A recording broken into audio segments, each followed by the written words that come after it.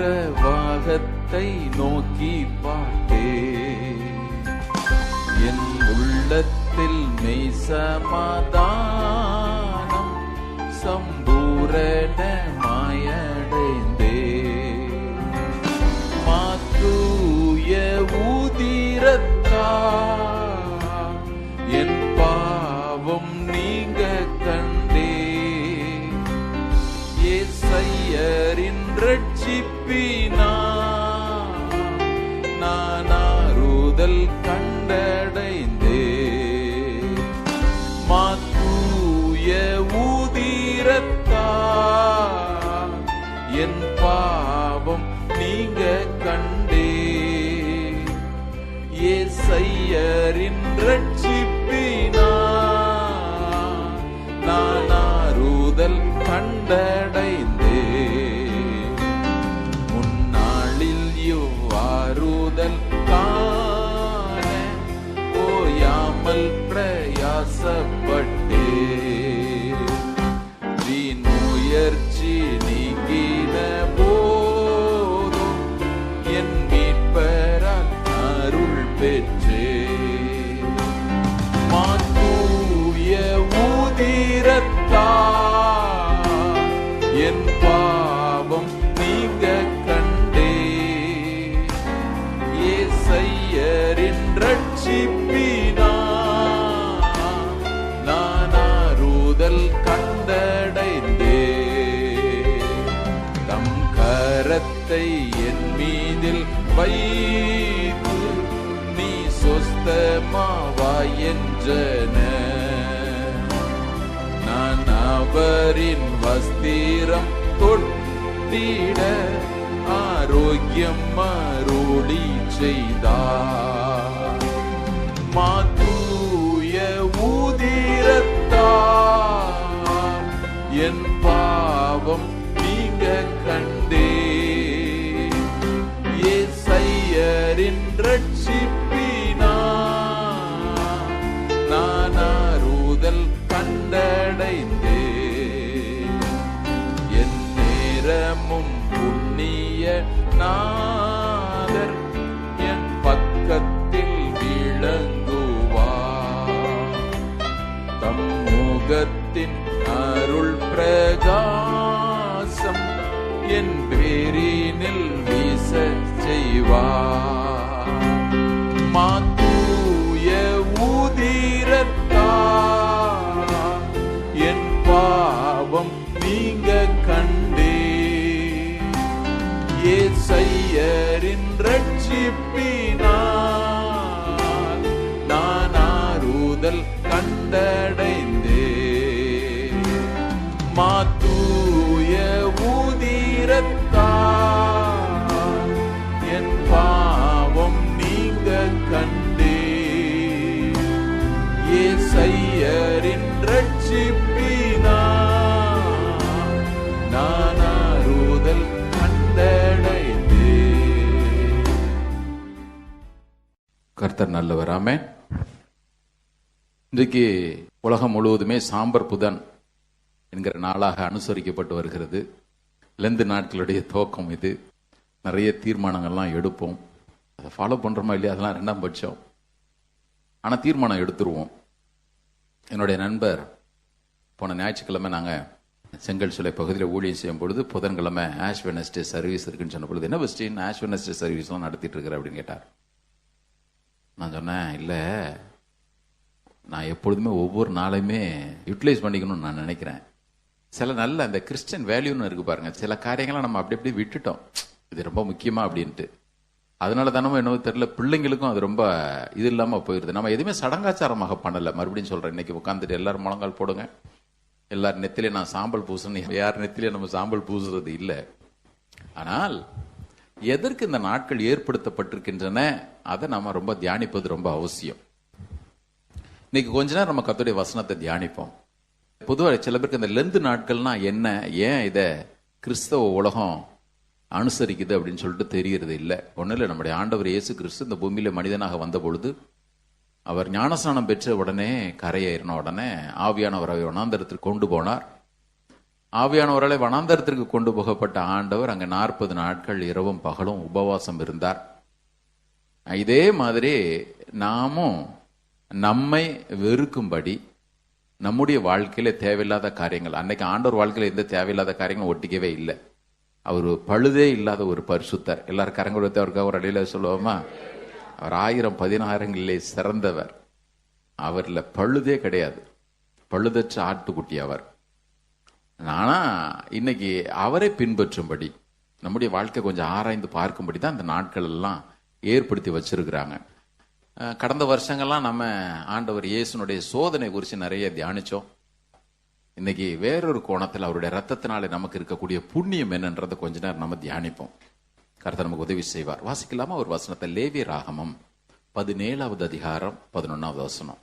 நான் இந்த லேவியராகமத்தை தொடர்ந்து நம்முடைய சபையில அதை தொடர்ந்து தியானிக்கணும்னு ஆசைப்படுறேன். ஏன்னா லேவியராகமம் 17வது அதிகாரம் 11வது வசனம். மாம்சத்தின் உயிர் இரத்தத்தில் இருக்கிறது, நான் அதை உங்களுக்கு பலிபீடத்தின் மேல் உங்கள் ஆத்துமாக்களுக்காக பாவ நிவிர்த்தி செய்யும்படிக்கு கட்டளையிட்டேன். ஆத்துமாவிற்காக பாவ நிவிர்த்தி செய்கிறது ரத்தமே. ஜோமணி அன்பின் ஆண்டவரே, இந்த வசனங்களை கொண்டு கர்த்தர் எங்களோடு பேசும். இன்றைக்கு நம்முடைய ரத்தத்தினுடைய புண்ணியத்தை நாங்கள் அறிந்து கொள்ள ஆண்டவரே, அதை எங்கள் இருதயங்களில் ஆழ பதிக்க, அது கொடுக்கிற அந்த பாக்கியத்தில் மகிழ்ந்து கழிகூற எங்களுக்கு உதவி செய்யும். ஆண்டவரே, எங்களை ஆழங்களுக்குள் அழைத்து செல்லும். அன்றைக்கு எம்மாவு சென்ற சீஷர்களுக்கு வேத வாக்கியங்களை நீர் விவரித்து காண்பித்த பொழுது அவருடைய இருதயங்கள் எல்லாம் கொழுந்து விட்டு எரிந்தனவே. எங்களுடைய இருதயங்கள் இன்றைக்கு கொழுந்து விட்டு எரிய உதவி செய்யும். எல்லா இடையூறுகளும் இடைஞ்சல்களும் நஸ்ரானா இயேசு கிறிஸ்து நாமத்தினாலே கடிந்து கொள்கிறோம். நீர் மாத்திரம் உயர்ந்துரும். உமக்கு நன்றி, உமக்கு நன்றி. இயேசுவின் நாமத்தில் ஜெபிக்கிறோம் நல்ல பிதாவே, ஆமென்.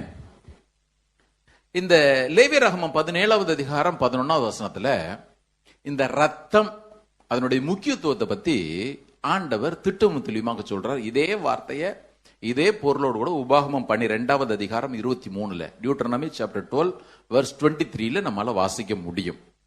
இந்த லேவியராகமம் பொதுவாகவே யாரும் வாசிக்க விரும்பாத ஒரு பகுதி. எப்படி 1 நாளாகம் 1லிருந்து 9 வரையிலும் யாரும் வாசிக்காம அப்படி ஸ்கிப் பண்ணிட்டு போறாங்களோ, அது மாதிரி யாத்ராகமத்தை வாசிச்சு முடிச்ச உடனே இந்த லேவியராகமத்தை அப்படி ஸ்கிப் பண்ணிட்டு போகணும் தான் நினைப்பாங்க. சில பேருக்கு அதை வாசிச்சா புரியுறதும் இல்லை. என்ன ரத்தம், பலி, சடங்குகள், வேற என்ன சொல்றது, ஆசாரிகளுடைய பணிகள் என்ன, அதை எப்படி எப்படிலாம் நிறைவேற்ற வேண்டும், இதெல்லாம் தான் எழுதியிருக்கும். ஆனால் எதற்கு ஆண்டவர் இந்த ஒரு புத்தகத்தை நடுவுல வச்சிருக்கிறாரு? இது வாசிக்கிறதுக்கு ஒருவேளை நமக்கு புரியலன்றதுனால இதனுடைய ஆழம் என்ன என்பதை நம்ம ஆராயாம போயிடக்கூடாது. இந்த லேவியராகமம் ஒவ்வொரு அதிகாரத்திலுமே ஆண்டவர் இயேசுனுடைய அவர் சிலுவையிலே நமக்காக தியாக பலியாக மரித்தாரே, அதனுடைய புண்ணியம் என்ன, அதனால நமக்கு கிடைக்கிற பாக்கியங்கள் என்ன, இதெல்லாம் ரொம்ப அற்புதமாக வெளிப்படுத்தி காண்பிக்கிறத பார்க்க முடியும். இந்த லேவியராகமம் 1வது அதிகாரம் தொடங்கும் பொழுதே எப்படி தொடங்குது அப்படின்னு பாத்தீங்கன்னா, நல்லா கவனிக்கணும். இஸ்ரவேல் ஜனங்கள் எகிப்திலிருந்து இப்ப வாக்குத்தத்தம் பண்ணப்பட்ட தேசத்தை நோக்கி போயிட்டே இருக்கிறாங்க. இப்ப சீனாய் மலையின் அடியில இந்த சம்பவம் நடக்குது. இப்ப லேவியராகமம் 1வது அதிகாரம் 1வது வசனம் எப்படி தொடங்குதுன்னு பாருங்க. கர்த்தர் ஆசரிப்பு கூடாரத்திலிருந்து மோசேயை கூப்பிட்டு அவனை நோக்கி, இந்த முழு அதிகாரத்தை நம்ம இப்ப வாசிக்க கேட்டோம். இப்ப ஆண்டவர் அவர்களுக்கு கட்டளைகளை கொடுக்கிறார். பிரமாணங்கள் சொல்றதை விட இந்த காரியங்கள் மூலமாகத்தான் நீ என்ன நெருங்கி சேரணும். ஏன்னா நான் ஏற்கனவே போன வாரம் சொன்னா, அதுக்கு முந்தின வாரம் சொன்னா எனக்கு தெரியல. தேவன் ஆவியா இருக்கிறார், மனுஷன் மாம்சமானவன். இப்போ இந்த தேவன் அவர்கள் நடுவிலே உலாவி வாசம் பண்ண விரும்புகிறவர். இந்த தேவன் ஒருவரும் சேரக்கூடாத ஒளியிலே வாசம் பண்ணுகிறவர். இந்த தேவன் எவராலும் நெருங்க முடியாதவர், பட்சிக்கிற அக்னியானவர், மகிமையானவர். அவர் கேருபீன்கள் சேரபீன்கள் மத்தியில வாசம் பண்றவர். இவ்வளவு மகத்துவமான தேவன், இந்த பரிசுத்தர் இவர்கள் நடுவுல வந்து வாசம் பண்றது, இவர்கள் நடுவுல வந்து தங்கியிருப்பதுன்றது கொஞ்சம் கற்பனை படி பார்க்க முடியாத ஒன்று. நல்லா கவனிக்கணும். ரட்சிக்கப்பட்டு தேவ பிள்ளைகள் சொல்றவங்க ஒவ்வொருத்தருமே உங்க வாழ்க்கையிலும் என் வாழ்க்கையிலும் தேவன் கொடுத்துக்கிற பாக்கியம் என்றதை இன்னைக்கு தெரிஞ்சுக்கணும். நம்ம நிறைய நேரத்துல தேவனுடைய நடுவில் இருக்கிறாருன்னு தெரிஞ்சு கூட வீட்டுல இஷ்டம் போல பேசி இஷ்டம் போல நடக்கிறது அல்ல. வாலி பிள்ளைகள் நல்லா கவனிங்க. நீ தேவனுடைய பிள்ளை என்று அழைக்கப்படுவாய், ஆனால் உன்னை என்னுடைய பிள்ளை என்று சொல்லுகிற தேவன் எவ்வளவு பெரியவர்னு பார்த்தாதான் அவருக்கு பிரியமா வாழ முடியும். இன்னைக்கு ஏன் நம்ம அவரை வாஞ்சிக்கிறது இல்லை அப்படின்னு கேட்டீங்கன்னா, தேவன் 10 11 அவரை நாம வச்சிடுறோம். இந்த இயேசு எனக்கு கொடுத்த ரட்சிப்பினுடைய மேன்மையை ஏன் நாம் புரிஞ்சுக்கல அப்படின்னு கேட்டீங்கன்னா, அதனுடைய மேன்மை என்ன, அதனுடைய மதிப்பு என்ன என்பதை நம்மால் புரிந்து கொள்ளாததுனாலதான் நிறைய நேரத்தில் ரொம்ப சாதாரண துச்சமா நினைச்சிடறோம். பாருங்க, ஏதோ நான் தேவனுடைய பிள்ளை என்று அழைக்கப்படுறத பாக்கியமா கூட சில பேர் நினைக்கிறதே இல்லை. யோவான் தன்னுடைய நிருபத்தில் எழுதும்போது எழுதுகிறாரு, நாம் தேவனுடைய பிள்ளைகள் என்று அழைக்கப்படுவதனாலே பிதாவானவர் நம்மேல் பாராட்டுகிற அன்பு எவ்வளவு பெரிதென்று பாருங்கள். ஏங்க, இது எவ்வளவு பெரிய பிரிவிலேஜ். நான் தேவனுடைய பிள்ளை. ஆண்டவர் பத்தி சொன்னார், நீ என்னுடைய பிள்ளைப்பா, நீ என்னுடைய மகன், நீ என்னுடைய மகள். இதற்கு கொடுக்கப்பட்ட விலைக்கரையை எவ்வளவு பெருசுன்னு சொல்லிட்டு நம்ம புரிஞ்சுக்கிட்டோன்னு வச்சுக்கீங்களேன், ஒரு நாளும் அவரை விட்டு பின்வாங்கி போகிற அல்லது அவரை விட்டு வழி விலகி போகிற எண்ணம் துள்ளி கூட நம்முடைய வாழ்க்கையில வரவே வராது. இப்ப சீனாமடையின் அடியில் வந்தாச்சு. ஆவியான தேவன் மாம்சமானவங்களை பார்த்து சொல்றாரு, இங்க பாருப்பா, நீ என் பக்கத்துல வர முடியாது. உங்களுக்கு வசனங்களை நான் காட்டுறேன் பாருங்க. நான் இருக்கிற வண்ணமாகவே இருக்கிறேன். இப்ப என்ன கொஞ்சம் அப்படி ஒரு டிராப் தான் உனக்கு மகிமையெல்லாம் நான் காட்டுறேன். யாத்திராகமத்துல கூட ஆண்டவர் 33வது அதிகாரத்துல சரி, உங்களுடைய மகிமை நீர் எனக்கு காண்பிக்கணும்னு சொல்லிட்டு மோசே கேட்ட பொழுது ஆண்டவர் சொன்னார், இங்க பாருப்பா, என் முகத்தை பார்த்தா நீ செத்துருவ, என் முகத்தை பார்த்தா ஒரு நாள் உயிரோடு இருக்க முடியாது.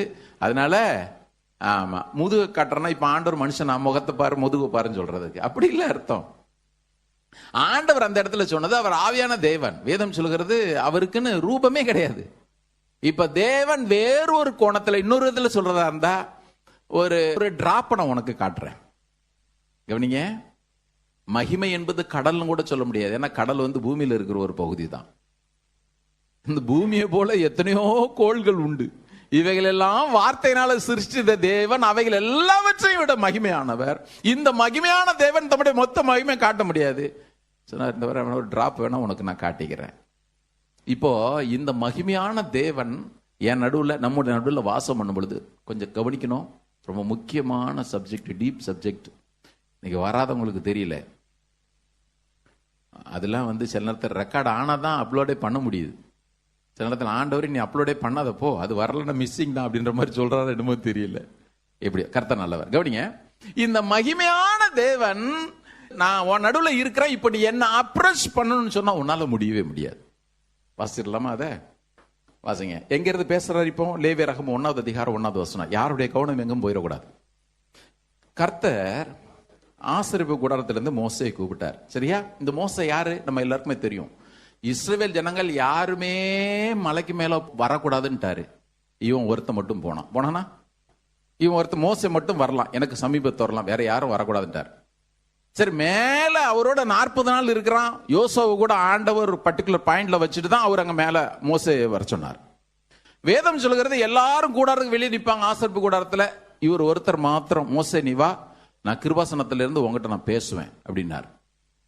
இந்த மோசே, வேதம் சொல்லுகிறது, தேவன் ஒரு சிநேகிதனோட பேசுகிறது போல அவனோட முகமுகமாய் பேசினார்.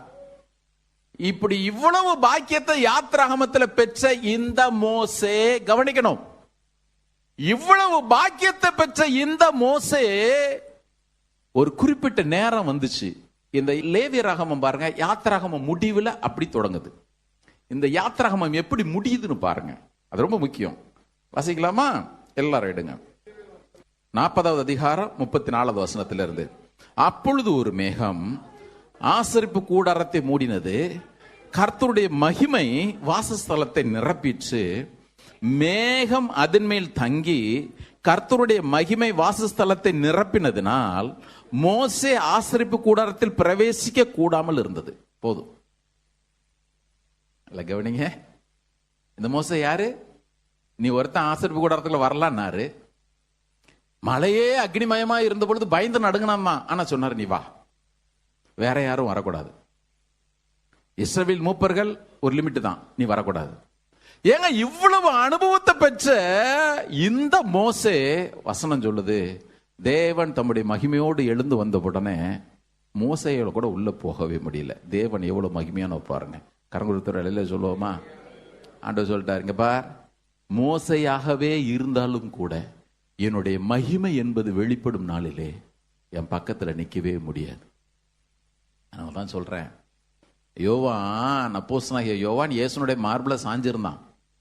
யாருன்னா பதில் கேட்கணும், கேள்விக்கு வெள்ள தெரியலன்னா அப்படி கண்ணை கட்டுவாங்க. யாரோ சொல்றாரு, யாரு கேட்டு சொல்லு அப்படின்னு, யாருன்னு கேட்டு சொல்லு. ஆனா அவனே அவரை கொஞ்சம் மகிமையில பார்த்தான். வசனம் சொல்லுது, செத்தவனை போல அவருடைய பாதத்தில் நான் விழுந்துட்டேன். பிரதர், நீங்களும் நான் ஆராதிக்கிற நம்முடைய தேவன் எவ்வளவு மகிமையானவர் பாருங்க, எவ்வளவு மகத்துவமானவர் பாருங்க. இப்போ இவ்வளவு பாக்கியத்தை பெற்ற மோசை கூட கர்த்தருடைய மகிமை என்று வந்த உடனே உள்ள போக முடியல. நான் தூரம் தான் நிக்கணும், வேற வழி இல்லை. நினைக்கிறேன் ஒரு டிகிரி கொஞ்சம் அதிகப்படுத்தி காட்டினாலே முடிஞ்சு போச்சு பொழுது. இப்போ இந்த தேவனை என் தேவனா நான் வச்சிருக்கிறேன். கவனிங்க, ஆண்டவர் இவர்களை கூட எதற்கு ரட்சித்தார்? வேதம் சொல்கிறது, இந்த உலகத்துல வேற எந்த ஜாதிக்கும் கிடைக்காத பாக்கியத்தை நான் உனக்கு கொடுக்கிறேன், நீ எனக்கு கர்த்தருக்கு பரிசுத்த ஜனம் என்று நீ அறியும்படிக்குன்னு சொல்லித்தான் கர்த்தர் வேறு பிரிச்சு கொண்டு வர்றாரு. இப்படி வேறு பிரிச்சு கொண்டு வந்த ஜனம் தம்ம நெருங்க முடியல. இப்ப என்ன பண்றது? கவனிக்கணும், இயேசுனுடைய ரத்தத்திற்காக எல்லாரும் கரங்களோட்டி சத்தமா தேவனுக்கு ஒரு அலையில சொல்லுவோமா? எவ்வளவு நல்லவர் பாருங்க. இப்பதான் ஆண்டவர் நீ என்ன எப்படி அப்ரோச் பண்ண முடியும், எப்படி நெருங்க முடியும் சொல்லிட்டு ஃபர்ஸ்ட் ஸ்டெப் அங்க சொல்லி கொடுக்கிறார். 1வது அதிகாரத்தை மட்டும்தான் இன்னைக்கு நம்ம பார்க்க போறோம். இந்த லேவிய ரகமம் 1வது அதிகாரத்திலிருந்து 15வது அதிகாரத்தை தயவுசெய்து முடிஞ்சா நாளைக்கு வீட்டுல ஃபுல்லா இதை வாசிச்சு முடிச்சிருங்க. உங்களுக்கு புரியலன்னா கூட மெதுவா வாசிங்க. நான் சொல்ற மெத்தட் நீங்க வாசிங்க, உங்களுக்கு கண்டிப்பா புரியும். 1லிருந்து 15வது அதிகாரம் வரையிலும் அப்படி தேவனை நெருங்குவதற்கான ஒவ்வொரு வழியும் அப்படி ஆண்டவர் சொல்லிட்டே வரார். 1லிருந்து 15 அதிகாரங்கள். இந்த 16வது அதிகாரம் இருக்கு பாருங்க, அட்டன்மெண்ட், பாவ நிவாரணம். பாவ நிவாரணம். அந்த பாவ நிவாரணம் 16வது அதிகாரம் ரொம்ப உச்சம், அது தனி அதிகாரம். அங்கதான் கிறிஸ்து வெளிப்படுறாரு.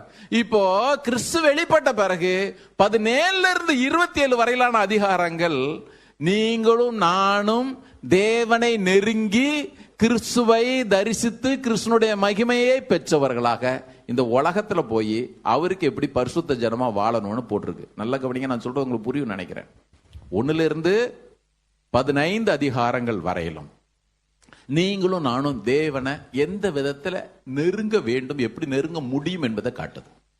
16வது அதிகாரம் டோட்டலாவே வித்தியாசமான அதிகாரம். என்ன, எப்படி இயேசு அவர் மூலமாய் அந்த கிடைக்கிற உச்சிதமான ரட்சிப்பு, கிருபையினாலே உண்டான மீட்பு, அதாங்க சொல்றார். எப்படி கிடைக்கும், இது பெற்றுக்கொண்ட ஒவ்வொரு மனிதனும் இந்த உலகத்துல எப்படி வாழ வேண்டும், அல்லது தேவனை இந்த உலகத்தில் நம்ம எப்படி பிரதிபலிக்க வேண்டும் என்பதை 17லிருந்து 27 வரையிலான அதிகாரங்கள்ல இந்த ஆவியானவர் இங்க அழகாக வெளிப்படுத்தி காண்பிக்கிறார். 16வது அதிகாரம் அந்த டே ஆஃப் அட்டான்மெண்ட், பாவ நிவாரணத்திற்கு என்ன செய்யணுமோ அந்த 16வது அதிகாரம் நம்ம கண்டிப்பா எல்லாத்தையுமே பார்க்கணும். இன்னொருத்துல சொல்றதா இருந்தா 16வது அதிகாரத்துல வருஷத்துக்கு ஒரு முறை தான் ஆசாரியனை போக முடியும். இப்படிப்பட்டதான ஒரு நிலைமை. கர்த்தருக்கு ஸ்தோத்திரம். இயேசுவின் ரத்தத்தினால் இன்னைக்கு நம்ம நினைச்ச நேரத்தெல்லாம் கிருபாசன தண்டையில நெருங்கி சேர முடியுமாமே. இதை வாசிக்கும் பொழுதெல்லாம் அன்னைக்கு அதை தான் யோசிச்சுட்டு இருந்தான். ஆண்டவரே, அன்னைக்கு வாழ்ந்தவங்களுக்கு இன்னைக்கு வாழ்ற எங்களுக்கு எவ்வளவு பெரிய பாக்கியத்தை கொடுத்திருக்கிறது. வேதம் சொல்கிறது, நாம் இரக்கத்தை பெறவும் ஏற்ற வேலையிலே சகாயம் செய்யும் கிருபையும் அடையும்படிக்கு தைரியமாய் கிருபாசனத்தண்டையில நெருங்கி சேர கடவோம். ஆண்டவரே, எங்களுக்கு ஒரு ரெஸ்ட்ரிக்ஷன் நீங்க வைக்கவே இல்லையா ஆண்டவரே. மகிமையின் தேவன், நீ நினைச்ச நேரத்தெல்லாம் என் பக்கத்துல வரலாம், நீ இவ்வளவு பெரிய பாக்கியத்தை எங்களுக்கு கொடுத்திருக்கிறீங்களே. ரத்தத்திற்காக நமக்கு நன்றி செலுத்துற ஆண்டவரே. இன்னைக்கெல்லாம் என்னோட இருதய நன்றினால நிரம்பி வழிஞ்சுக்கிட்டே இருந்துச்சு. எனக்கு இந்த பாக்கியத்தை நினைச்ச நேரத்தெல்லாம் அப்பா பிதாவேன்னு பக்கத்துல ஓடி வர்றோம் ஆண்டவரே. எங்களுக்கு நீர் அதை கொடுத்திருக்கிறீரே. கர்த்தர் நல்லவர். ஆமென். கவனிங்க, இப்போ இந்த 1வது அதிகாரம் ஃபர்ஸ்ட் ஸ்டெப் தேவன் நெருங்கிறதுக்கு என்ன. இதை நான் ஏன் இதை சொல்றேன்னா, ஏன் நான் இன்னைக்கு இந்த செய்தி இதை பேசுறேன்னா, அவருடைய பாடுகளை தியானிக்க போறோம். அவருடைய பாடுகளை தியானிக்கும் பொழுது வெறுமனே எனக்காக சிலுவையில் அடிக்கப்பட்டீர் ஆண்டவரே அப்படியே அழுதுட்டு இருக்கிறதுக்கு இல்லை. ஆண்டவரே, உம்முடைய மரணத்தினால எனக்கு எத்தனை பெரிய நன்மை உண்டாயிடுச்சு ஐயா. இதை அனுபவபூர்வமாக உணர்வு பூர்வமாக நம்முடைய வாழ்க்கையில ஒவ்வொரு நாளும் பெற்று அனுபவிக்க வேண்டும் என்பதற்காக தான். கவனிங்க, இந்த 1வது அதிகாரத்துல தகன பலி எப்படி ஒண்ணுமே இருக்கக்கூடாது, கரெக்டா ஒண்ணு மிஞ்சக்கூடாது, எல்லாத்தையும் போட்டு பலி செலுத்தி ரத்தம் சிந்தி மொத்தமா போட்டு நெருப்புல எரிக்கிறத பத்தி தான் 1வது அதிகாரத்துல பேசுறாரு. நீங்க அப்புறம் வீட்டுல போய் வாசிச்சு பாருங்க. 1ல இருந்து இந்த 17 வரலான வசனங்கள்ல 1ல இருந்து 9 வரையிலும் 3 கேட்டகரி ஆண்டவர் பிரிக்கிறார். ரொம்ப அற்புதமா இருக்கு பாருங்க. நீங்க எப்படி படிச்சீங்களோ எனக்கு தெரியாது. 1ல இருந்து 9 வரைக்கும் காளையை பற்றி பேசுகிறார். 10ல இருந்து 13 வரைக்கும் செம்மறி ஆட்டுக்கடா அல்லது வெள்ளாட்டுக்கடாவை பத்தி பேசுறார். 14ல இருந்து 17 வரையிலும் காட்டுப்புறா அல்லது புறா குஞ்சை பத்தி பேசுறார். கவனிக்கணும், 1ல இருந்து 9 வரைக்கும் பழுதற்ற காளை. காளைன்றது அன்னைக்கு ரிச் பீப்புள் கொடுக்கிற பலி. இருக்கிறீங்களா? இங்கதான் பணக்காரன்னா காளையை பலி கொடுப்பான், ஏன்னா கொஞ்சம் எக்ஸ்பென்சிவ். அது கொஞ்சம் ஒரு மாதிரிப்பட்ட ஜனம்னா ஆடு அல்லது அது வெள்ளாடோ அல்லது செம்மறி ஆடோ கொடுப்பாங்க. ரொம்ப வறுமையில் இருக்கிறவங்க புறாவை கொண்டு பலியை கொடுப்பாங்க. இப்போ சில ப்ராஸ்பரிட்டி ப்ரீச்சருங்கெல்லாம் இருக்கிறாங்க பாருங்க, அவங்களாம் சொல்லுவாங்க, இயேசு பெரிய பணக்காரர் தெரியுமில்ல, அவர் பிறக்கும் பொழுதே பணக்காரராக தான் இருந்தார். ஏன்னா சாஸ்திரிகளே அப்படி பொண்ணு தூபத்தை வெள்ளைப்போளத்தெல்லாம் கொடுத்தாங்க. அதை அடையாளமாக கொடுத்தாங்க. வெள்ளைப்போளம் அவருடைய மரணத்திற்கு அடையாளமா, பொண்ணு அவர் ராஜா என்பதற்கு அடையாளமாக, தூபம் என்பது அவர் தேவன் என்பதற்கு அடையாளமா அதை கொடுத்தாங்க. பொண்ணை கொடுத்ததுனால அவருனும் வேற வசனத்தை வாசிடலாமா? இப்ப நீங்க டிசைட் பண்ணிக்கங்க. நான் சொல்லிட்டேன், லேவியராகமம் 1வது அதிகாரத்துல 3 கேட்டகரி போட்டிருக்கு. 1 காளையை பலி கொடுக்கிற ஒரு கிரவுடு, 2வது செம்மறி ஆடு அல்லது செம்மறி காட்டுக்கடா அல்லது வெள்ளாட்டு கடா கொடுக்கிற ஒரு கிரவுடு, 3வது ஒண்ணுமே இல்ல ஆண்டவர், என்ன சரி புறா கொஞ்சம் கொடுத்துட்டு போ அப்படின்னு சொல்ற ஒரு கிரவுட். இவர் வசனத்தை வாசிருங்க, லூக்கா 2வது அதிகாரம் 24. எல்லாரும் பைபிள் ஸ்டடி கேட்டீங்களா? இன்னைக்கு பைபிள் ஸ்டடி மாதிரி வச்சுக்கலாம். கர்த்தருடைய நியாயப்பிரமாணத்தில் சொல்லி இருக்கிறபடி ஒரு ஜோடு காட்டுப்புறாவையாவது 2 புறா குஞ்சுகளையாவது பலியாக செலுத்தவும் அவரை எருசலேமுக்கு. இப்ப ஆண்டவர் இப்ப பூமியில பிறந்த இயேசு, இப்ப அவரு தான் பணக்காரர், ராஜா அவரு தானே. பொண்ணு என்னுடையது, வெள்ளி என்னுடையதுன்னு சொல்றாரு. அவர் இந்த பூமியில பிறந்த பொழுது பணக்காரரா ஏழையார் சொல்லுங்க பாப்போம். தெளிவா தான் இருக்கிறீங்க. சரி, அப்படி லேவியராகமம் 1வது அதிகாரம் வாங்க. 1ல இருந்து 9 வரைக்கும் பழுதற்ற காளை, 10ல இருந்து 13 வரைக்கும் செம்மறி அல்லது வெள்ளாட்டு கடா, 14ல இருந்து 17 வரைக்கும் காட்டுப்புறா அல்லது. ஆண்டவர் ஒண்ணே தான் சொல்றார், இங்க பாருப்பா, நீ ஏழையா இருந்தாலும் சரி பணக்காரனா இருந்தாலும் சரி, என்கிட்ட நீ வரணும்னா ஒரே ஒரு வழிதான் இருக்கு, ரத்தம் சிந்துதல்னு உன்னுடைய வாழ்க்கையில இருந்து ஆகணும். ரத்தம் சிந்துதல்னு ஒண்ணு கண்டிப்பா இருந்து ஆகணும்.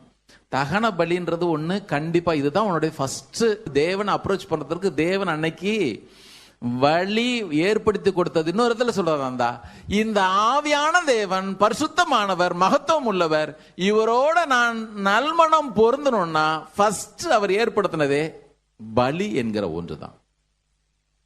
இன்னைக்கு எல்லாரும் சொல்லுவாங்க, ஐயோ பைபிள்ல எந்த பக்கம் திரும்பினாலும் ரத்தமாவே இருக்குது, எந்த பக்கம் திரும்பினாலும் ரத்தம் இருக்குது. யோசிச்சு பாருங்க, ஆண்டவர் எதற்கு இந்த ரத்தம் சிந்தல்னு ஒன்றை ஏற்படுத்தி வச்சாரு? இப்ப அதை தான் நம்ம வாசிச்சோம். லேவியராகமம் 17:11 ஆத்துமாவிற்காக பாவ நிவர்த்தி செய்கிறது ரத்தம். மாம்சத்தினுடைய உயிர் எதுல இருக்குது? ரத்தத்துல இருக்குது. எப்போ ஒரு மனுஷன் ரத்தத்தை சிந்துறானோ அன்னைக்கு அவனோட உயிர் போயிரும். ஏன் ரத்தம் சிந்தணும்னு ஆண்டவர் ஏற்படுத்தினார்னா, பாவத்தினுடைய கொடுமை எவ்வளவு பெருசுன்றத ஒவ்வொரு மனுஷனுமே புரிஞ்சுக்கணும். கவனிங்க, தேவன் எதை வேண்டுமானாலும் சகிக்கலாம், இந்த பாவம் என்கிற ஒன்று மாத்திரம் அவருடைய வேதம் சொல்கிறது, பாவத்தை பாராத சுத்த கண்ணர் அவரு. பாவம் என்கிற ஒன்றை மாத்திரம் அவரால் சகிக்கவே முடியாது. வாலிப பிள்ளைங்க கவனிக்கணும், ஆண்டோடைய பிள்ளைன்னு சொல்லிட்டு இஷ்டம் போல வாழ்றதுக்கு இல்ல. வாலிப பிள்ளைகள் மாத்திரம் அல்ல, இங்க இருக்கிற ஒவ்வொரு தெய்வ பிள்ளையும். எங்க தேவன் எதையும் சகிப்பார், பாவம் என்கிற ஒன்றை மாத்திரம் அவரால் சகிக்கவே முடியாது. வாசிக்கலாமா? சங்கீதம் 5. இது நிறைய வசனங்கள் எப்படி யோசிச்சே இருந்தேன், எனக்கு ரொம்ப ஆசீர்வாதமா இருந்துச்சு பாருங்க.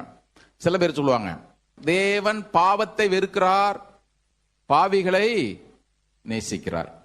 எது வரைக்கும் பாவிகளை நேசிக்கிறார் பாவம் செஞ்சுட்டே இருக்கலாமா? ஒரு நாளைக்கு ஒரு டேர்னிங் பாயிண்ட் ஒன்று வேணும்ல, வேணுமா வேண்டாமா? சங்கீதம் 5 எடுங்க பார்ப்போம். சாம் 5 வாசிங்களேன் அந்த வசனத்தை. சங்கீதம் 5:4, நீ துன்மார்க்கத்தில் பிரியப்படுகிற தேவன் அல்ல, தீமை உம்மிடத்திலே சேர்வது இல்லை, வீம்புக்காரர் உம்முடைய கண்களுக்கு முன்பாக நிலை நிற்க மாட்டார்கள், அக்கிரமக்காரர் யாவரையும். இப்ப தேவன் அக்கிரமத்தை வெறுக்கிறாரா, அக்கிரமக்காரரை வெறுக்கிறாரா? ஓட்டு போட வேண்டியதான் பொழுது. எங்க நல்ல கவனிங்க, வேதம் சொல்லுகிறது தேவன் அக்கிரமக்காரரை வெறுக்கிறார். இப்போ நாங்க பாவத்தை வெறுக்கிறார், பாவிகளை அவர் வெறுக்கிறது இல்லைன்னு சொல்றது கரெக்டா? அதுவும் கரெக்ட் தான். எப்ப தெரியுமா கரெக்ட்? நீங்களும் நான் அவர் இடத்துல திரும்புற வரைக்கும். ஏங்க தேவன் பாவியை அவர் நேசிக்கிறார் நேசிக்கிறார் சொல்லிட்டு எவ்வளவு நாளைக்கு தான் பாவத்துல ஒரு மனுஷன் உழண்டு கிடக்க முடியும்? சங்கீதக்காரன் திட்டம் தெளிவா சொல்லிட்டார். அங்க பார்ப்பா, அக்கிரமக்காரர் எல்லாரையும் அவர் வெறுக்கிறார், அக்கிரமக்காரர் வெறுக்கிறார். யோசிச்சு பாருங்களேன், தேவன் அவர்களுக்கு கிருபையாய் கொடுத்துட்டு இருக்காரு. இங்க கூட யாராயிலும் ஒருத்தங்க நான் ஆண்டவர் என்ன நேசிக்கிறார், இதுல என்ன கண்டுக்கலன்னு நினைச்சிட்டு தொடர்ந்து உங்கள் வழிகளிலே இருப்பீர்களானால் இந்த லெந்து நாட்களுடைய முதலாவது நாளில் தயவு செய்து இன்றைக்கு நம்முடைய வழிகளை சீர்படுத்திக் கொள்வது ரொம்ப அவசியம். உதாரணத்திற்கு உங்களுக்கு புரியுற மாதிரி சொல்றேன், ஒருவேளை இன்னைக்கு முடிக்கலாம் கூட பரவாயில்ல, நம்ம தொடர்ந்து இதை தியானிப்போம். ஆண்டவர் ஆபிரகாம்கிட்ட சொல்லும் பொழுது உன்னுடைய சந்ததிக்கு இந்த தேசத்தை நான் கொடுப்பேன்னு சொன்னார். கொடுப்பார் சொன்னாரா? ஆதியாகமம் 15 எடுங்க, 13 இருந்து வாசிக்கலாமா? 15, 13 இருந்து. அப்பொழுது அவர் ஆபிரகாமை நோக்கி, உன் சந்ததியார் தங்களுடையதல்லாத அந்நிய தேசத்திலே பரதேசிகளாய் இருந்து அத்தேசத்தாரை சேவிப்பார்கள் என்றும் அவர்களால் 400 வருஷம் உபத்திரப்படுவார்கள் என்றும் நீ நிச்சயமாய் அறிய கடவாய். இவர்கள் சேவிக்கும் ஜாதிகளை நான் நியாயம் தீர்ப்பேன், எகிப்தியர் நியாயம் தீர்ப்பேன். பின்பு மிகுந்த பொருட்களுடைய வருவார்கள். நீ சமாதானத்தோடு உன் புதாக்கள் இடத்துல சேருவாய், நல்ல முதிர் வயதில் அடக்கம் பண்ணப்படுவாய்.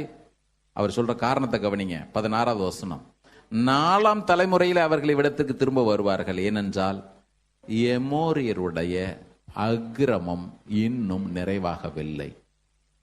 நல்ல கவனிங்க, எமோரியருடைய அக்கிரமம் நிறைவாகவில்லை.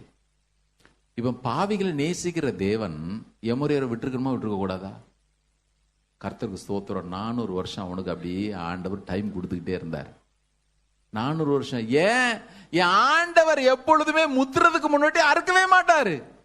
நல்ல விளைச்சல் வருவதற்கு முன்பதாக தேவன் ஒரு நாளும் அறுவடை செய்கிறது இல்லை. அதனாலதான் ஆண்டவரே நம்ம நல்ல விதையத்தான விதைச்சோம், நடுவுல களையெல்லாம் வந்திருக்குதே, என்ன பண்ணலான்னு சொன்னோன்னா 2 ஒன்னா வளர விடு.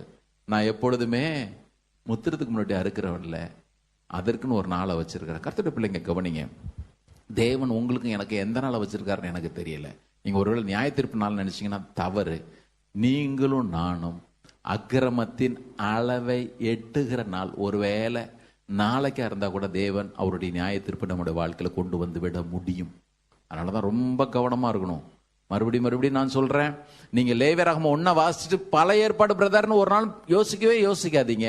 உங்களுக்கு எனக்கும் புதிய ஏற்பாட்டிலிருந்து எபிரேயர் 10வது அதிகாரத்தை நான் அதனாலதான் உங்களுக்கு இன்னைக்கு வாசிக்க சொன்னேன்.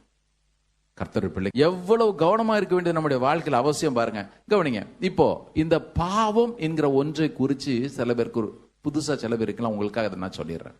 இந்த பாவம் என்கிற ஒன்று என்ன?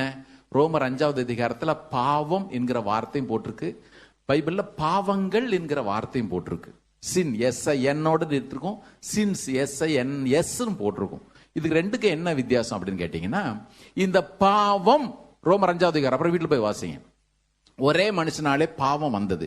இந்த பாவம் என்பது என்ன அப்படின்னு கேட்டீங்கன்னா, மனுஷன் விழுந்து போனான் பாருங்க, தேவனிடத்துல இருந்து அந்த தொடர்பு போயிடுச்சு பாருங்க, இதுதான் பாவம். இந்த பாவம்னு ஒண்ணு உள்ள வந்ததுனால பாவங்களும் சேர்ந்து வந்துச்சு. உதாரணத்திற்கு சங்கீதம் 51 எடுத்துடலாம், எடுக்க பார்ப்போம். ரொம்ப அற்புதமா இருக்கும், இதெல்லாம் நம்ம தெரிஞ்சுக்கணும். புதுசா இருக்கிறவங்களுக்காக, இதுல நல்லா பைபிள் காலேஜ் போற ஸ்டூடெண்ட்லாம் இருக்க, உங்களுக்குலாம் தெரியும். ஆனா இந்த செய்திக்கு இது ரொம்ப அவசியம் இருக்குதுன்னு அதை நான் உங்களுக்கு சொல்றேன். சங்கீதக்காரன் சொல்றான், அவன் பத்சேபா இடத்துல பாவம் செஞ்சு முடிஞ்ச பிறகு அவன் சொல்றத கவனிங்க.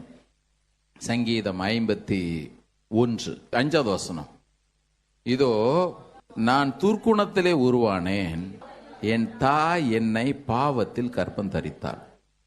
இப்ப குழந்தை பிறக்கும் பொழுது அவன் சொல்றது, என் தாய் என்ன கர்ப்பம் தரிக்கும் பொழுதே பாவத்துல தான் கர்ப்பம் தரித்தாள்னு சொல்றான். எந்த பாவத்தை சொன்னா நீங்க நினைக்கிறீங்க? எந்த பாவத்தை சொன்னா? திருமண உறவுன்றது பரிசுத்தம், கரெக்ட் தானே? உண்மையா இல்லையா? திருமண உறவுன்றது வேதம் சொல்கிறது விவாகம் யாவர்களும் கனம் உள்ளது. அப்போ திருமண உறவு, திருமண பந்தன்றது பரிசுத்தமானது. இங்க சங்கீதக்காரன் சொல்றான், என் தாய் என்னை பாவத்துல கற்பம் தரிச்சால். என்ன பாவம்? எப்பொழுது ஆதாம் விழுந்தானோ இந்த பாவம் தலைமுறை தலைமுறையா குழந்தை பாவமே செய்யலனாலும் கூட இந்த பாவம் என்பது. அதனாலதான் ஒரு முறை ஒரு பரிசுத்தவான் சொன்னாரு, ஒரு மனுஷன் பாவம் செய்யறதுனால பாவியா அல்லது பாவியா இருக்கிறதுனால பாவம் செய்யறானா? சொல்லுங்க பாப்போம். நான் சொல்றது புரியுதா உங்களுக்கு? ஒருத்தன் பாவியா இருக்கிறதுனால பாவம் செய்யறானா அல்லது பாவம் செய்யறதுனால பாவியா?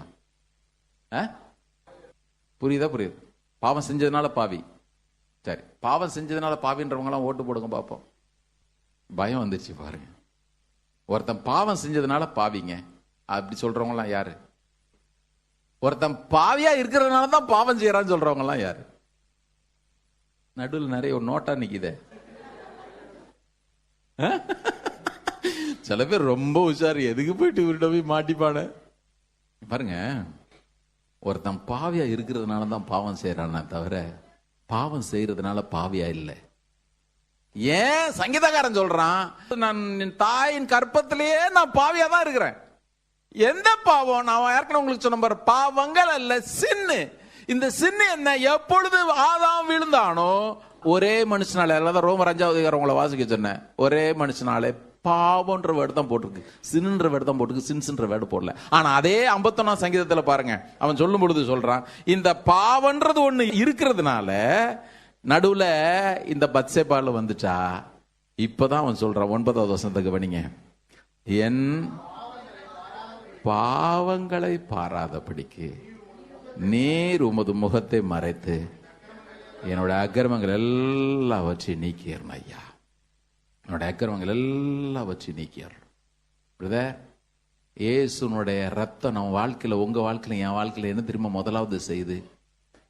எந்த ஒரு பாவம் ஆதாம் முதற்கொண்டு தொடர்ந்து வருதோ, அதனாலதான் நான் சொன்னேன், ஸ்திரீயின் வித்துன்ற ஒரு காரியத்தை ஏற்கனவே உங்களுக்கு பேசியிருக்கிறேன்.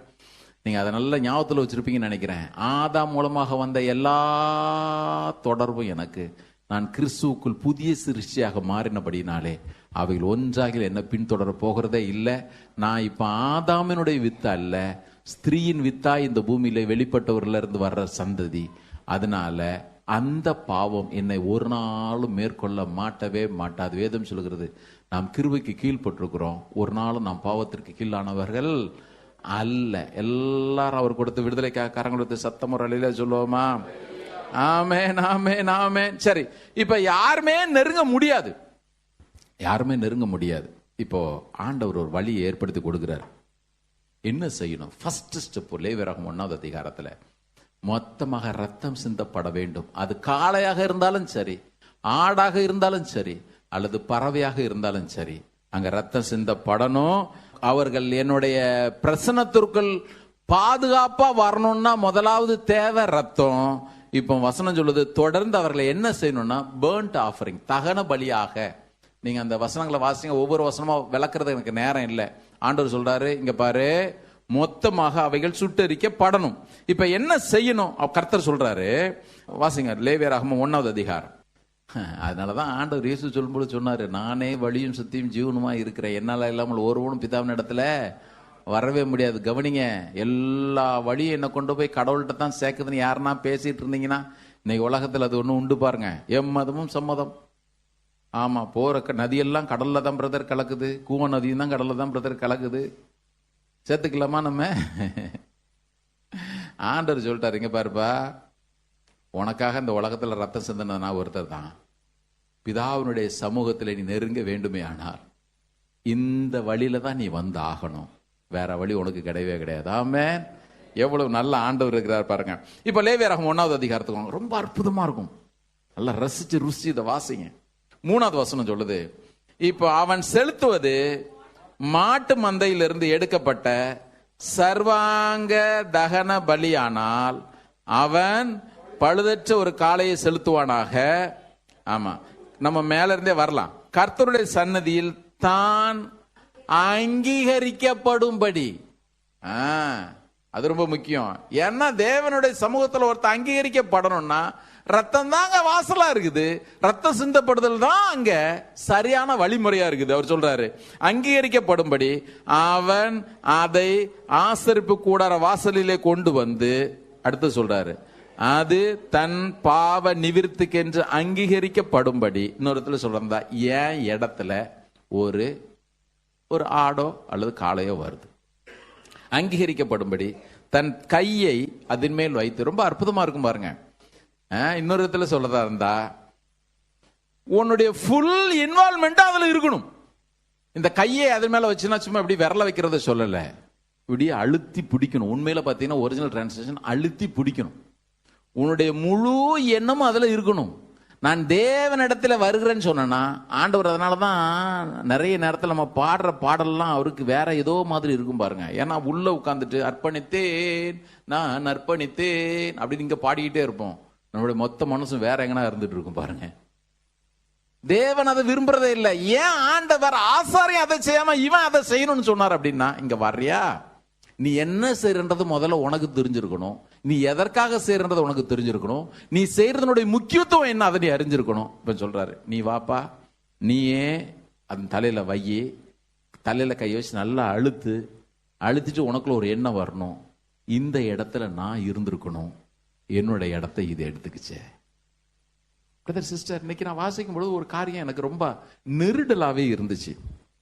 இப்போ காளையை கொண்டு வர்ற மனுஷன், 5வது வசனத்தை எடுங்க. 5வது வசனம், கர்த்தருடைய சன்னதியிலே யாரு கொல்லணும்? யாரு கொல்லணும்? கொண்டு வரவன் யாரை கொண்டு வரான்? இன்னைக்கு இது எல்லாருக்கும் கொஞ்சம் மனசுல தெளிவு வரணும். ஏக பாவனை வரதான் தான் கொண்டு வரான், கரெக்ட். கொண்டு வர்றது யாரு கொண்டு வரா? ஆசாரியம் கொண்டு வரல. 2வது வசனத்தை வாசிங்க. நீ இஸ்ரவேல் புத்திரரிடத்தில் சொல்ல வேண்டியது என்னவென்றால், உங்களிலே ஒருவன் கர்த்தருக்கு பலி செலுத்த வந்தால், சரியா? ஆசாரியம் கிடையாது. மறுபடியும் சொல்றான், ஆசாரியம் கிடையாது. உங்களிலே ஒருவன் கர்த்தருக்கு பலி செலுத்த வந்தால், மாட்டு மந்தையிலாவது ஆட்டு மந்தையிலாவது ஒரு மிருகத்தை தெரிந்தெடுத்து பலி செலுத்த வேண்டும். அவன் யாரு? உங்களில் ஒருவன் செலுத்துவது மாட்டு மந்தையிலிருந்து எடுக்கப்பட்ட சர்வாங்க தகலமடியானால் அவன் பழுதற்ற ஒரு காளையை செலுத்துவானாக. கர்த்தருடைய சன்னதியில் தான் யாரே? உங்களில் ஒருவன் அங்கீகரிக்கப்படும்படி அவன் யாரே? உங்களில் ஒருவன் அதை ஆசரிப்பு கூடார வாசல்ல கொண்டு வந்து, அது தன் பாவ நிவிர்த்திக்கின்ற அங்கீகரிக்கப்படும்படி தன் எவன்? உங்களில் ஒருவன் தன் கையை அதன் மேல் வைத்து கர்த்தருடைய சன்னதியில் அந்த காளையை கொல்ல கடவன். இப்ப ஆசாரியனா மனுஷனா? இதுதான் எனக்கு கொஞ்சம் நெருடல். ஏன் பலி செலுத்துறது ஆசாரியன்? ஆண்டவர் ஒரே ஒரு காரியத்தை சொல்றாரு, இங்க பாரு, என்னுடைய சந்நிதியில நீ நெருங்கி சேரும்படி உனக்கு எல்லா வழிமுறையும் நான் ஏற்படுத்தி கொடுத்துட்டேன்.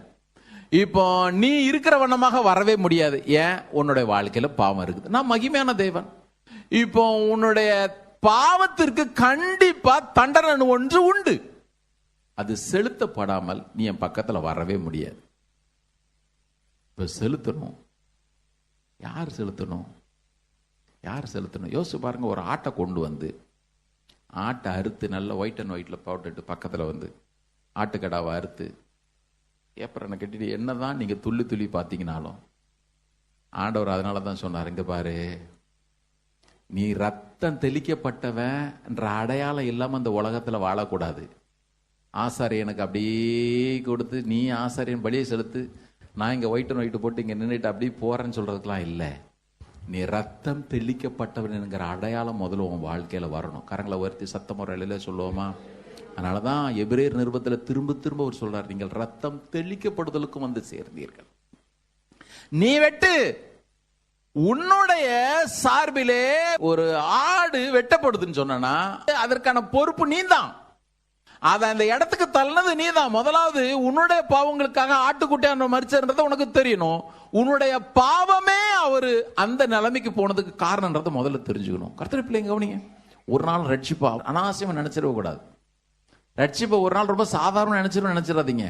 இங்க ஆண்டவர் ஒரே ஒரு காரியத்தை சொல்றாரு, இங்க பார், அதனுடைய அடையாளம் உன் மேல என்னைக்கும் இருக்கணும். நான் தேவாலயத்தை விட்டு போகும் பொழுது ரத்தத்தை பார்க்கிற பொழுதெல்லாம் என் சார்பில் ஒன்று இருந்துச்சு, என்னுடைய இடத்தை ஏற்றுக்கொண்ட ஒன்று உண்டு. அது நிமித்தமா தான் நான் இன்னைக்கு இருக்கிறேன். ஒரு அள்ளியில சொல்லுவோமா, எத்தனை நல்ல ஆண்டவர் நமக்கு இருக்கிறார் பாருங்க. எத்தனை நல்ல ஆண்டவர் இருக்கிறார். இவங்க தான் கழுத்த இருக்கணும், ரத்தத்தை பிடிச்சிட்டு போய் தெளிக்கிறது மாத்திரம் தான் ஆசாரியர்கள். ரொம்ப முக்கியம், கவனிங்க. அப்படி வாசிடலாமா? 1 யோவான் 2வது அதிகாரம். நிறைய தியானிக்க நமக்கு நேரம் இல்லை, நான் முடிக்கிறேன். 1 யோவான் 2வது அதிகாரம். இந்த வேலையை வேற யார் செஞ்சாலும் அதுல குறைவு இருக்கும். அதனாலதான் ஆட்டுக்குட்டியானவராகவும் இயேசு இருக்கிறாரு, ஆசாரியனாகவும் இயேசு இருக்கிறார். ஒரு இடையிலே சொல்லுவோமா? சில பேர் சொல்லுவாங்க, தேவன் ஏங்க மனுஷனா வரணும்? வேற யார் செய்ய முடியும்? வேற யார் செய்ய முடியும்? இயேசு தேவனுடைய தற்சுரூபமா இருக்கிறார். தேவன் மாம்சத்தில் வெளிப்பட்டார். இதை யார் மறுக்கவே முடியாது. ஏன் எல்லாத்தையும் அவரே செய்யணும்? எல்லாரும் குறை உள்ளவங்க, அவர் ஒருத்தரே பூரணர். அதனாலதான் ஆட்டினுடைய இடத்தையும் அவர் எடுத்தார், ஆசாரனுடைய இடத்தையும் அவர் எடுத்தார். வாசங்களா அந்த வசனத்தை 1 யோவான் 2வது அதிகாரம் 1-2 வசனங்களை வாசிக்க பார்ப்போம். என் பிள்ளைகளை நீங்கள் பாவம் செய்யாதபடிக்கு இவைகளை உங்களுக்கு எழுதுகிறேன். ஒருவன் பாவம் செய்வானால் நீதிபரராக இருக்கிற இயேசு கிறிஸ்து இந்த வேலை அவர் அங்கதான் செய்யறாரு. ஆமென். இந்த லேவியராகமம் 1வது அதிகாரத்தை வாசிக்கும் பொழுது ஒரு காரியத்தை தேவன் திட்டம் தெளிவா சொல்றார். இங்க பாரு, 1, நீ நான் ஏற்படுத்தின வழியின் வழியாக உள்ள பிரவேசிக்கணும். பாவம் உன்னுடைய வாழ்க்கையில் இருக்குமே ஆனால் கவனிக்கணும். ஏசு எனக்கு வேண்டான்னு சொல்லிட்டு அப்படி துண்டு தரிச்ச மாதிரி நிக்கிறவங்க யாரா இருந்தாலும் கவனிங்க. நீங்க ஒரு ஆள் ஆலயத்துக்குள்ள வரலாம். லேவியராகமம் 1வது அதிகாரத்தை வாசிக்கும் பொழுது ஒரு காரியம் திட்டமும் தெளிவா இருக்குது. 1, உன்னுடைய வாழ்க்கையிலே பாவம் என்பது நீ செய்யறியோ இல்லையோ உனக்குள்ளது இருந்துகிட்டே இருக்குது. இந்த பாவத்தோட ஒரு நாளும் தேவனை அப்ரோச் பண்ணவே முடியாது. இந்த பாவம் உன்னுடைய வாழ்க்கையிலே தொடர்ந்து இருக்குமே ஆனால் கண்டிப்பாக முடிவு நரகமா தான் இருக்கும். அதற்கான தண்டனை உண்டு. 2வது, இது தனிப்பட்ட விதத்தில் நீ சுமக்கலாம். நீ சுமந்தே ஆனால் அதற்கான தண்டனை நான் ஏற்கனவே சொன்னேன். அப்படி இல்லை என்று சொன்னால் இந்த பாவத்தை ஒருத்தர் மேல சுமத்திட்டு நீதிமானா இந்த பூமியில வாழ்வதற்கு ஒரு வழி உண்டு. ஆண்டவர் 2யுமே இன்னைக்கு இந்த லேவியராகமம் 1வது அதிகாரத்தில் காட்டுறார். பிரதர், நான் ரத்தத்தினால கழுவப்பட்டேன் பிரதர், நான் சுத்திகரிக்கப்பட்டுட்டேன், எனக்கு இந்த காரியங்கள்லாம் விடுதலை உண்டு அப்படின்னு சொல்லிட்டு யார் சொன்னாலும் இன்னைக்கு ஒரு காரியத்தை மாத்திரம் தெளிவா நினைச்சுக்கங்க. ஒவ்வொரு முறையும் சோதனை உங்களை என்னை மேற்கொள்ளும் பொழுது, ஒவ்வொரு முறையும் நான் ஆண்டவரை விட்டு தூர போகலான்னு அப்படி கொஞ்சம் விலகும் பொழுது இந்த எண்ணம் இருக்கணும், எனக்காக கொடுக்கப்பட்ட விலைக்காரன் அவ்வளவு பெருசு, எனக்காக கொடுக்கப்பட்ட விலைக்காரன் அவ்வளவு பெருசு, ஒரு நாளும் மறந்துடவே கூடாது. நான் ஒரே ஒரு வசனத்தை மாத்திரம் காட்டிட்டு எபிரேயர் 10வது அதிகாரத்தில் அந்த வசனத்தை நம்ம வாசிச்சு முடிச்சிடலாம். இங்க இந்த லேவியராகமத்துல ஆண்டவர் ஒரு காரியத்தை சொல்றார். என்ன அப்படின்னா, ரத்தம் சிந்தப்பட்ட பிறகு அந்த முழு பலியுமே அக்னியினால தகனிக்கப்படணும்ன்றார். அது ரொம்ப முக்கியம். ஃபர்ஸ்ட் டைம் ஆண்டவர்ட்ட வர்றோம். இப்போ லேவியராகமம் 1வது அதிகாரம் ஃபர்ஸ்ட் ஸ்டெப் எடுத்து வைக்கிறது ஆண்டவர்கிட்ட. அவர் சொல்றாரு, மற்ற இடத்தெல்லாம் பின்னால் நீங்க வாசிங்கன்னா ஒரு ஆட்டை கொண்டு வந்து பலி செலுத்த கொடுத்தா முன்னந்தோட ஆசாரியனுக்கு பின்னந்தோடைய நீ கொண்டு போலான்னு சொல்றாரு. சில மாம்சத்தை நீ பட்கனியில போட்டு சுட்டு வைக்கணும், ஒரு போர்ஷனை நீ ஆசாரியனுக்கு கொடுத்துடலாம், ஒரு போர்ஷனை கொண்டு வந்தவன் நீ எடுத்துட்டு போய் சமைக்கலாம், நீங்க சாப்பிடலாம் சொல்றாரு. ஆனால் லேவியராகமம் 1வது அதிகாரத்துல கர்த்தர் சொல்றாரு, ஒன்றும் விடாமல் குடலை தூக்கிட்டு போய் அசுத்தமான இடத்துல தூர போட்டுரு, ஆனால் மொத்த மாம்சமும் ஒன்றும் விடாமல் தகன பலியாக சுட்டெரிக்கப்படணும். இன்னொரு விதத்தில் சொல்றதா இருந்தா இதைத்தான் எபிரேயர் 12வது அதிகாரம் 1வது வசனத்தில் அப்போஸ்தலனாகிய பவுல் எழுதுறாரு, உங்கள் சரீரங்களை பரிசுத்தமும் தேவனுக்கு பிரியமான ஜீவ பலியாக ஒப்பு கொடுக்க வேண்டும் என்று தேவனுடைய இரக்கங்களை முன்னிட்டு நான் உங்களை வேண்டிக் கொள்ளுகிறேன். இன்னொரு இடத்துல சொல்றதா இருந்தா, நீ எப்பொழுது இயேசுக்குள்ளாக வருகிறாயோ ஒன்றாகிலும் உனக்கென்று மீதம் வைத்துக் கொள்ளாமல் எல்லாவற்றையும் நீ அவருக்கென்று ஒப்பு கொடுக்க வேண்டியது ரொம்ப அவசியம். ஒரு நிலையில சொல்லுங்களா பாப்பா, கண்டிப்பாக எல்லாவற்றையும் ஒப்பு கொடுக்க வேண்டியது அவசியம். கிறிஸ்தவ வாழ்க்கையில என்ன அப்போஸ்தலனாகிய பவுல் 2 தீமோத்தேயு 4வது அதிகாரம் 6வது வசனத்துல சொல்றாரு, நான் இப்பொழுதே பானபலியாக வார்க்கப்பட்டு போகிறேன், என்கிட்ட ஒண்ணுமே இல்லப்பா. ஏன் அப்படின்னு கேட்டீங்கன்னா, என்றைக்கு நான் அவரை அறிந்து கொண்டேனோ அன்றைக்கு என்னை முழுமையாக நான் அவரிடத்துல ஒப்பு கொடுத்துட்டேன். இன்னைக்கு பாருங்க, இன்னைக்கு உலகம் எப்படி ஆயிடுச்சு. சமயத்தில் கூட இந்த ஆம்னஸ்டி இன்டர்நேஷனல் சொல்லிட்டு ஒரு பெரிய ஒரு moment, my body my rights, என் சரீரம் எனக்கு இஷ்டமானதை செய்வேன். கர்த்தருடைய பிள்ளைங்க கவனிங்க, உங்கள் சரீரம் நம்முடைய சரீரம், நம்முடையது அல்ல, நம்முடைய ரைட் அல்ல. வேதம் சொல்லுகிறது இந்த சரீரம் கர்த்தருடையது. ஆமென். ஒரு அலையில சொல்லுங்க பாப்போம். இந்த சரீரம் அவருடையதுன்னு யார் வாழ்றாங்களோ அவர்கள் மாத்திரம்தான் அவருடைய வருகையில அவரால் எழுப்பப்பட முடியும், இல்லைன்னா நித்திய ஆக்கிட மாத்திரம்தான். இதுல பழைய ஏற்பாட்டு போதனை இல்லை, இது புதிய ஏற்பாட்டு போதனை. சரி, இவ்வளவு பெரிய விளக்கரையும் கொடுக்கப்பட்டிருக்கோம், நம்ம எவ்வளவு கவனமா வாழணும். அந்த வசனங்களை மாத்திரம் வாசிக்கிறேன், விளக்க நேரம் இல்லை, முடிச்சு நம்ம திருந்து போறோம். வாசிக்கலாமா? எபிரேயர் 10வது அதிகாரம். ரொம்ப அற்புதமா இருக்கும் பாருங்க. கண்டிப்பா அதெல்லாம் திரும்ப திரும்ப சபையில வாசிக்கணும், நீங்களும் வாசிக்கணும், நம்ம எல்லாரும் வாசிக்கணும். எபிரேயர் 10வது அதிகாரம் 1 வாசிக்கிறேன். இப்படி இருக்க நியாயப்பிரமாணம் வரப்போகிற நன்மைகளின் பொருளாயிராமல் அவைகளின் நிழலாய் மாத்திரம் இருக்கிறபடியால் வருஷந்தோறும் இடைவிடாமல் செலுத்தப்பட்டு வருகிற ஒரே விதமான பலிகளினாலே அவைகளை செலுத்த வருகிறவர்களை ஒரு காலம் பூரணப்படுத்த. பழைய ஏற்பாட்டில் ஆட்டையும் மாட்டையும் கொடுத்தோம், வருஷம் வருஷம் வந்து கொடுத்துக்கிட்டே தான் இருக்கணும், ஏன்னா பூரணப்படுத்த முடியாது. அப்படி ஒருவேளை பூரணப்படுத்தியிருந்தால் ஆராதனை செய்கிறவர்கள் ஒரு தரம் சுத்தமாக்கப்பட்ட பின்பு இன்னும் பாவங்கள் உண்டென்று உணர்த்தும் மனசாட்சி அவர்களுக்கு இல்லாதிருப்பதனால் அந்த பலிகளை செலுத்துகிறது நிறுத்தப்படும் அல்லவா? நிறுத்தப்படலையே, பழைய ஏற்பாட்டில் கொடுத்துக்கிட்டே இருந்தாங்க வருஷந்தோறும். 4வது வசனத்தை கவனிங்க. அல்லாமலும் காளை, வெள்ளாட்டுக்கடா இவைகளுடைய ரத்தம் பாவங்களை நிவிர்த்தி செய்ய மாட்டாதே. அந்த பழைய பலிகளை விட, வாசிக்கலாமா?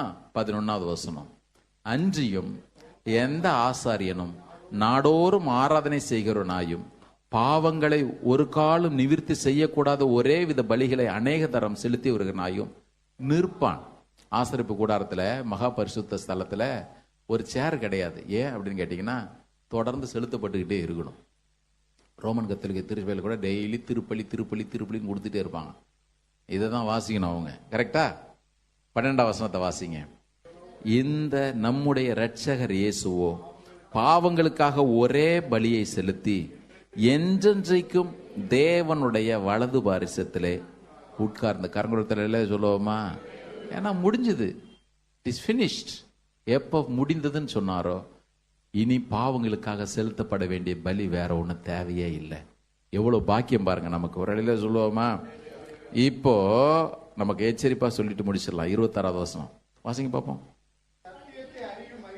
சத்தியத்தை அறியும் அறிவை அடைந்த பின்பு நாம் மனப்பூர்வமாய் பாவம் செய்கிறவர்களாய் இருந்தால் பாவங்களின் நிமித்தம் செலுத்தத்தக்க வேறொரு பலி இனி இராமல் நியாய தீர்ப்பு வருமென்று பயத்தோட எதிர்பார்க்குதலும் விரோதிகளை பட்சிக்கும் கோபாக்கினை. விரோதிகள் யாரு?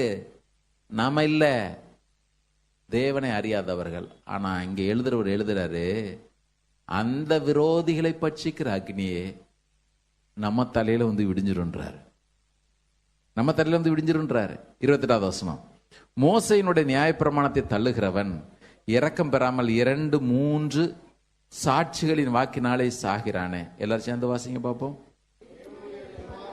தேவனுடைய குமாரனை காலின் கீழ் மிதித்து தன்னை பரிசுத்தம் செய்த உடன்படிக்கையின் இரத்தத்தை அசுத்தம் என்று எண்ணி கிருபையின் ஆவியை நிந்திக்கிறவன் எவ்வளவு கொடிதான ஆக்கினைக்கு பாத்திரவாயிருப்பான் என்பதை யோசித்து பாருங்கள். பழிவாங்குதல் எனக்குரியது, நானே பதிர் செய்வேன் என்று கர்த்தர் சொல்லுகிறார் என்றும் கர்த்தர் கர்த்தர் கர்த்தர் கர்த்தர் உலகத்தானே தம்முடைய ஜனங்களையா? கர்த்தர் தம்முடைய ஜனங்கள் நியாயம் தீர்ப்பார் என்றும் சொன்னவர் இன்னார் என்றும் நான் அறிவோம். அவரே சொல்லிட்டார். சொல்லிட்டு தான் சொல்றார், ஜீவனுள்ள தேவனுடைய கரங்களிலே விழுகிறது பயங்கரமா இருக்குவேன். நான் முடிக்கிறேன். கர்த்தர் நமக்கு உதவி செய்யட்டும். இன்னைக்கு லெந்தன் நாளில் வந்துட்டோம். லெந்தன் டேஸ் தொடக்கம் 40 நாள். 40 நாள் மாத்திரம் நம்மளை அடக்கி ஒடுக்கி வாழ்ந்தா போதுமா? இல்லை. 365 days 24/7 எனக்காக கொடுக்கப்பட்ட விளைக்கிறேன் எவ்வளவு பெருசுன்றது ஒவ்வொரு நாளும் யோசிக்கிறது ரொம்ப முக்கியம். பாருங்க பிரதர், இங்கே தான் நான் ரட்சிக்கப்பட்டிருக்குன்னு சொல்றவங்களாம் கரங்கொடுத்துற இல்லையா சொல்லுங்க பார்ப்போம். நீங்களான இந்த கூட்டத்தில் வர்றதற்கு சும்மா வந்துடல. கொடுக்கப்பட்ட விலைக்காரையும் ரத்தத்தில் இருந்தான் தொடங்குச்சு. செய்து முடிக்கப்பட்ட காரியம் ரத்தத்தில் தான் முடிஞ்சது. இதை ஒருவர் கூட அசட்டை பண்ணவே முடியாது. ஆமே, ஆண்டவர் நமக்கு உதவி செய்யட்டும். தொடர்ந்து நம்ம இந்த லேவியராம தியானிப்போம். எல்லாரும் எழுந்து நிற்போம். திருவிருந்தில் பங்கு பெற போறோம். இன்னைக்கு அவருடைய சமூகத்தில் திட்டமும் தெளிவும் ஒரு தீர்மானத்தை எடுங்க. ஆண்டவரே, நான் இப்படிதான் வாழ போறேன். இவ்வளவு நாளும் நான் கிருபையின் ஆவியை நிந்திக்கிறவனாய் வாழ்ந்தேன். எத்தனையோ சூழ்நிலையில என்னை சுத்தம் பண்ணின தேவகுமாரனுடைய ரத்தத்தை அசுத்தம் நான் காலின் கீழாக போட்டு மிதிச்சிருக்கிறேன். நான் முறுமுறுத்திருக்கிறேன். உமக்கு பிரியமில்லைன்னு தெரிஞ்ச பிறகு அந்த காரியத்தை நான் பண்ணியிருக்கிறேன். இவைகளெல்லாம் நம்ம ஆராய்ந்து பார்க்கிற நேரம். பிரதர், தேவன் அன்புள்ளவர் தான், ஆனால் அக்கிரமக்காரரை வெறுக்கிறவர் போட்டிருக்கு. தேவன் அன்புள்ளவர் தான், ஆனால் தம்முடைய ஜனங்களை நியாயத்திருக்கிறவர் போட்டிருக்கு. சொன்னவர் சத்தியமுள்ளவர் பிரதர். அவருடைய மகிமைக்கு முன்பாக ஒருத்தர் கூட நிற்க முடியாது. கர்த்தருக்கு ஸ்தோத்திரம். இயேசுவின் ரத்தத்திற்காக நான் பிதாவுக்கு நன்றி செலுத்துகிறேன். அந்த ரத்தம் தான் இன்னைக்கு தேவனுடைய கிருபாசன தண்டையில உங்களை என்னையும் கொண்டு வந்து சேர்த்துச்சு. அந்த ரத்தம் தானே அப்பா பிதாவைன்னு கூப்பிடத்தக்கதான புத்திர சுவிகாரத்தின் ஆவியை கொடுத்துச்சு. அந்த ரத்தம் தானே இன்னைக்கு தைரியமா நான் அவரை சார்ந்து கொள்ள செய்து. அந்த ரத்தம் தானே நியாய தீர்ப்புக்கு உங்களை என்னை தப்புவிச்சுது. அந்த ரத்தம் தானே இன்னைக்கு வாழ்க்கையில சகல மேன்மைகளை எனக்கு கொடுத்துச்சு. அந்த ரத்தம் தானே இன்னைக்கு அவருக்குள்ளாக என்னை கட்டி வச்சிருக்குது. அந்த ரத்தம் தானே இன்னைக்கு நிம்மதியா என்னை வாழ செய்து. அந்த ரத்தம் தானே எனக்குள்ள தைரியத்தை கொடுத்துச்சு. எல்லாரும் ஒரு விஷயம், நம்முடைய வாழ்க்கை அவருடைய கரத்துல ஒப்பு கொடுப்போம். எல்லாரும் கரங்களை உயர்த்து திருவிருந்தல் நம்ம பங்கு பெற போறோம். எல்லாரும் கண்களை மூடி கரங்களை உயர்த்து.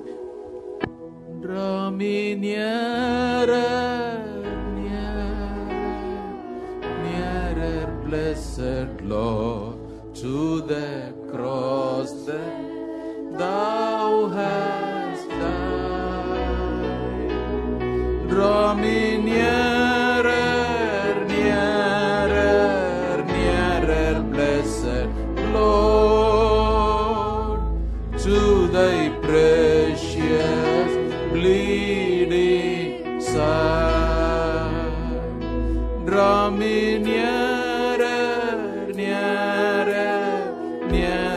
blessed Lord, to the cross where thou hast died.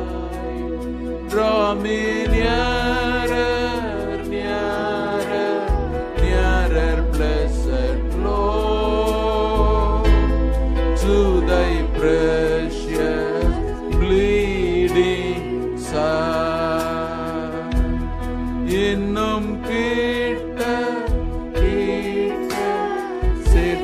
கொள்ளுமேன் பாடுபட்ட நாயகா. இன்னும் கிட்ட சேர்த்து கொள்ளுமே ஜீவன் தந்த ரட்சகா. இன்னும் கிட்ட கிட்ட கையை உயர்த்த எல்லாரும். இன்னும் கிட்ட சேர்த்து கொள்ளுமே பாடுபட்ட நாயகா. இன்னும் கிட்ட சேர்த்து கொள்ளுமே ஜீவன் தந்த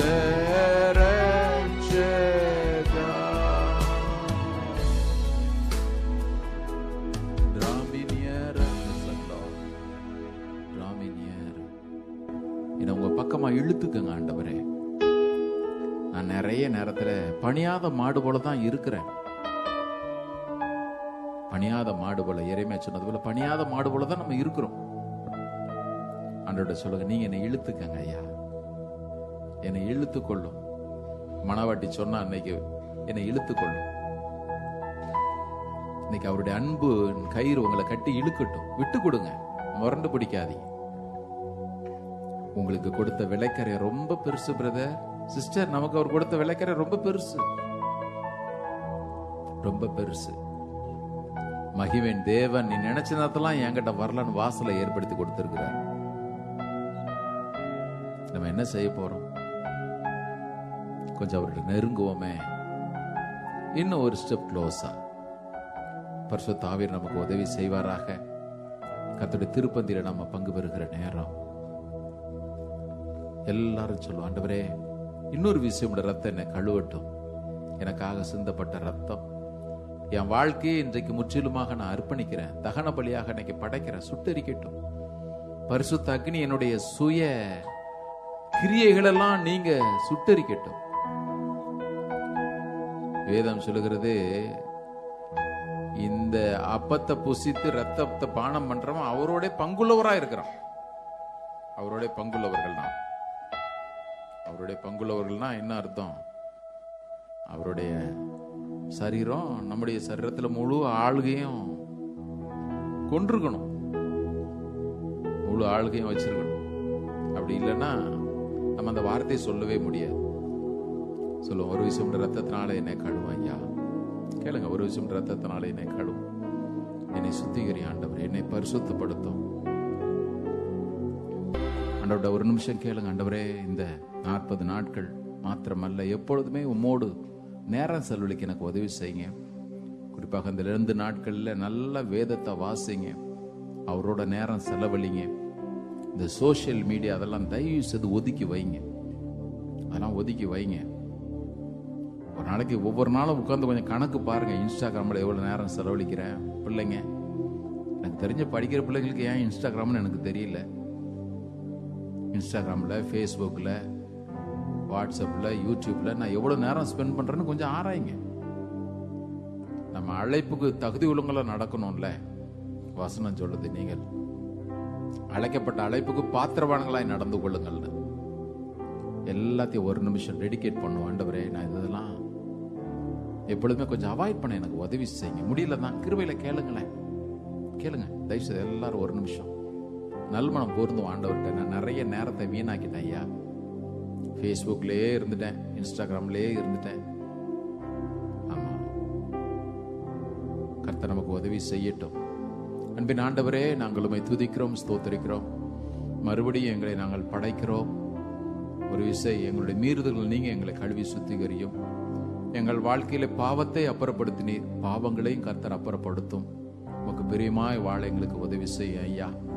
ஆண்டவரே, இந்த 40 நாட்கள் மாத்திரம் அல்ல, எங்கள் வாழ்நாளெல்லாம் உமக்கு பிரியமாய், கர்த்தருக்கு பிரியமானது என்று பரிசோதித்து பார்த்து வாழ உதவி செய்யும். அந்த ஒவ்வொருவரையும் ஆசீர்வதியும். வர முடியாதவர்கள் நினைக்கிறோம், கர்த்தர் அவர்களுக்கு கிருபையில கொடுங்க. உமக்கு நன்றி ஐயா. செகண்ட் சாட்டர்டே வரப்போகிற ஃபாஸ்டிங் பிரேயரும் கர்த்தர் உடைய நாமத்தை மகிமைப்படுத்தும். தொடர்ந்து எங்கள் மத்தியில் என்று உயர்ந்துரும். உடைய பிள்ளைகள் கொடுத்த அந்த காணிக்கையிலும் கர்த்தர் ஆசீர்வதியும் பெருகுச்சு. துதி கன மகிமையெல்லாம் ஒருவருக்கு எடுக்கிறோம். மீட்பர் இயேசு நாமத்தில் எங்களை தாழ்த்தி ஜெபிக்கிறோம் நல்ல பிதாவே. நம்ம எல்லாரும் சொல்லுவோம், என் ஆத்மாவே கர்த்தரை ஸ்தோத்திரே, என் முழுவதுமே பரிசுத்த நாமத்தை ஸ்தோத்திரே, என் ஆத்மாவே கர்த்தரை ஸ்தோத்திரே, கர்த்தர் செய்த சகல உபகாரங்களை மறவாதே. ஆமென். நம்முடைய கர்த்தராகிய இயேசு கிறிஸ்துவினுடைய கிருபையும் பிதாவாகிய தேவனுடைய அன்பும் பரிசுத்தாவின் ஐக்கியம் நம் ஒவ்வொருவரோடும் சகல பரிசுத்தவான்களோடும் கர்த்தருடைய வருகை மட்டும் இருப்பதாக. ஆமென். கர்த்தருடைய ஆசீர்வாதத்தை உங்களை காக்க கடவர்.